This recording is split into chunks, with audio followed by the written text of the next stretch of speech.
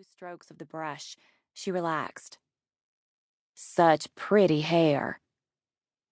It's dishwater. No, indeed.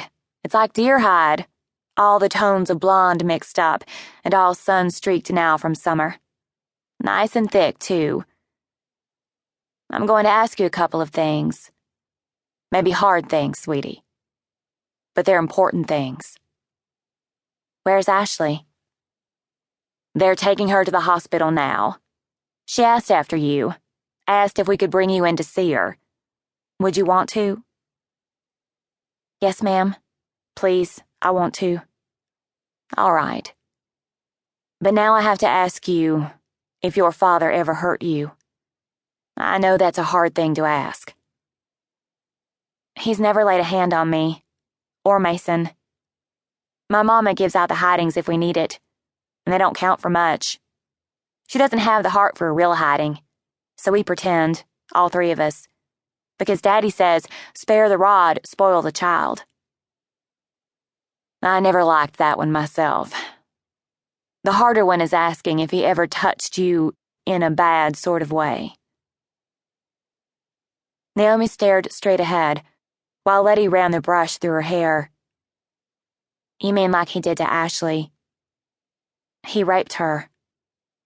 I know what rape is, ma'am. They raped the Sabine women in the Bible. He never did that to me. He never touched me wrong. All right, then. Did he ever hurt your mama? I don't think so. Sometimes... It's all right. In practiced moves, Letty used a little band to pull Naomi's hair back into a tail. All you have to do is tell me the truth. Sometimes he looked like maybe he wanted to hurt her, but he didn't. If he got really mad, he'd just go off for a day or two. Cooling off, Mama said. A man needs to cool off on his own time. She didn't know, Miss Letty. Mama didn't know he hurt people, or she'd have been afraid. More afraid. People. When Letty came back around to sit again, Naomi stared straight ahead. Ashley said she thought she'd been down there for a day or two. There was more rope down there, and pictures. There were pictures on the wall of other women, tied up like she was. Worse than she was. I think some of them were dead.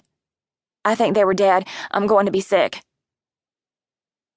Letty tended to her, holding her hair back as she hugged the toilet, bathing her face with a cool cloth when she was done. She gave Naomi something minty to rinse out her mouth, brushed a kiss over her forehead. You've had enough. Maybe you want to rest a while. I can't go home, can I? Not right now. I'm sorry, honey.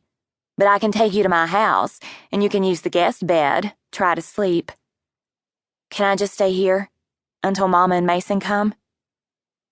If that's what you want. How about I get you some toast? We see how that settles. You save that Snickers bar for later. Thank you. Letty rose. What you did, Naomi. It was right. And more, it was brave. I'm awful proud of you. I'm only going to be a couple minutes. How about some tea with honey to go with the toast? That'd be nice. Thank you. Alone, Naomi laid her head on the table, but she couldn't rest. She sipped at the Coke, but it was too sweet. She wanted water, just cold and clear. She thought of the water fountain, rose. She stepped outside the little room, started to call out, ask if it was all right. She saw the deputy hauling her father across the room toward a big metal door. His hands were in cuffs behind his back. A raw bruise bloomed on his right cheek. He didn't look wild now, or upset, or sorry. He had a sneer on his face, the sort he got when somebody said maybe he was wrong about something. He saw her, and she braced for his fury, his hate, his wrath. All she got was an instant of indifference before he walked to the